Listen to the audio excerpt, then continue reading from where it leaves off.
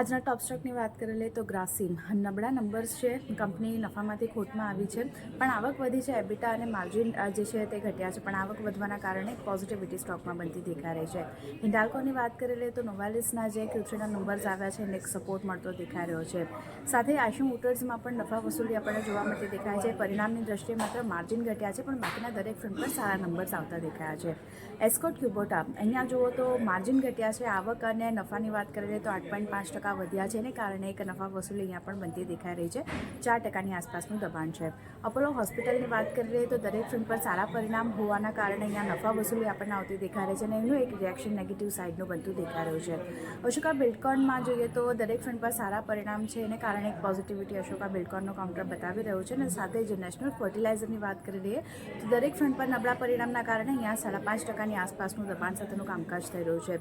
Sector specific વાત કરી લઈએ તો આજે FMCGમાં એક તેજી સાથેનું કામકાજ છે, જ્યારે રિયલ્ટી, મીડિયા અને હેલ્થકેર સેક્ટરમાં એક વિચવાલી આજે બનતી દેખાઈ રહી છે.